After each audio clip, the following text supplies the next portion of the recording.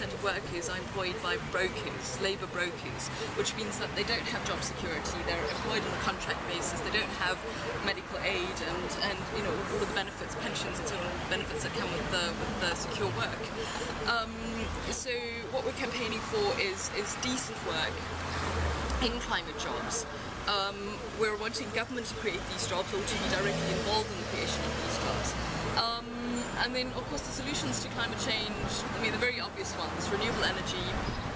We show that we can produce half our electricity by renewable sources, from renewable sources in the next 10 years.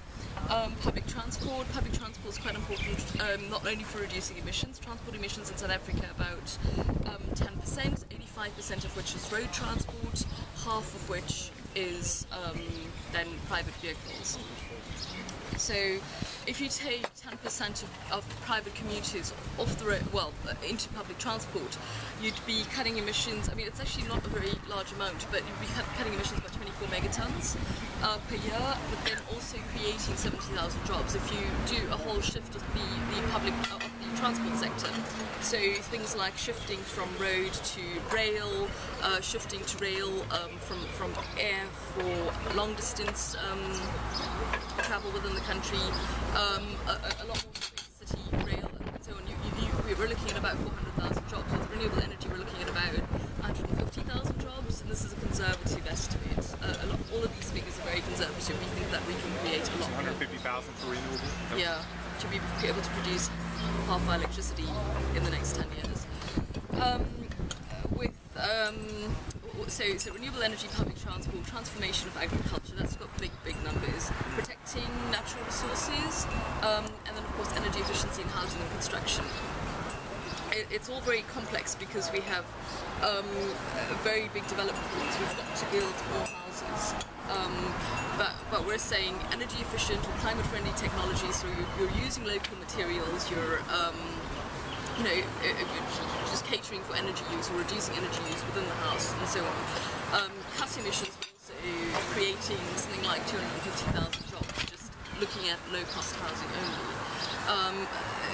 And you'll kind of get from these figures that it's, the research isn't comprehensive. This isn't a comprehensive proposal, but it's as comprehensive as we could get based on mainly voluntary research in 5 months. Agriculture is really the big job creator. So you want to move away from industrial agriculture into agroecology, protect land, soil, water resources, labour intensive, demechanized, etc., etc. So dechemicalized and demechanized.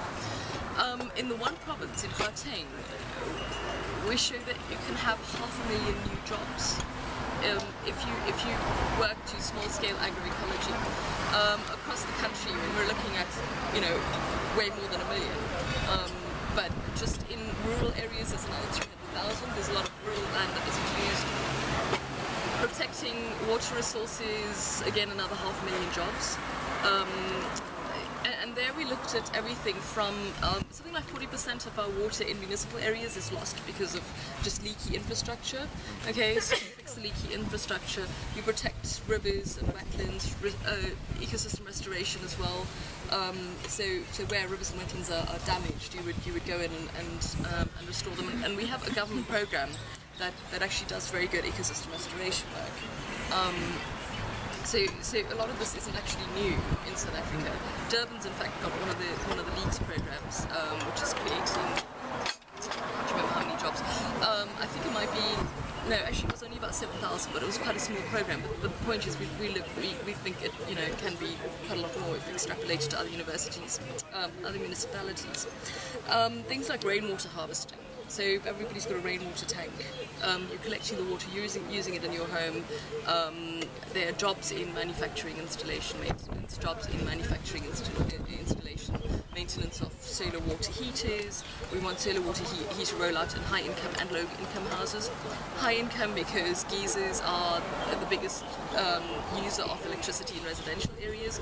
Low income because you want to give hot water to people, right? Low-income households cannot afford electricity for heating water and space. Okay, so they might use electricity for lighting.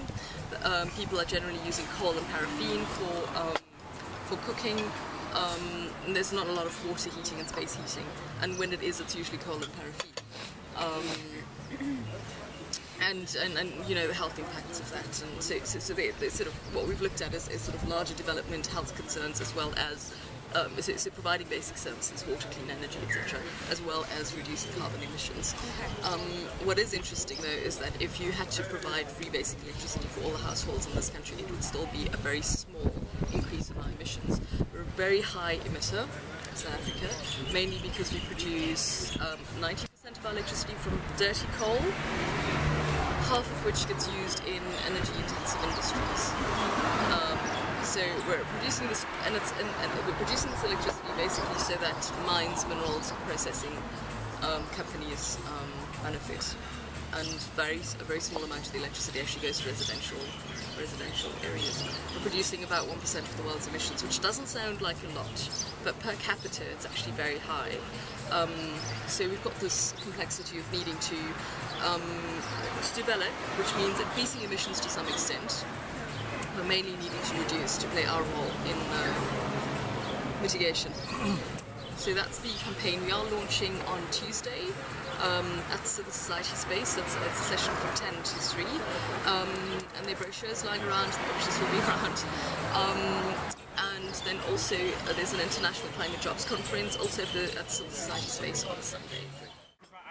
I'm trying to understand. I mean, my understanding is that there's this international kind of campaign that then these national campaigns kind of are supported by. There isn't an international campaign. I think they're very loose connections. Like our connection to Jonathan is as a sort of an advisor and somebody who's made input, and okay. But I think Sunday is going to provide more clarity on that. Okay. And I really hope that there isn't an international structure. I think there must be networks rather, because every country is going to be very different. As soon as I mean, one of the issues we had here was that the UK campaign kept going, you know, but water provision has got nothing to do with mitigation. And so we had to go, but hang on a second, this is Africa, we've got adaptation issues. You know, we've got people who are going to run out of water and have to move, and we've got to deal with these things. So I think an international campaign is not, personal view, not sensible.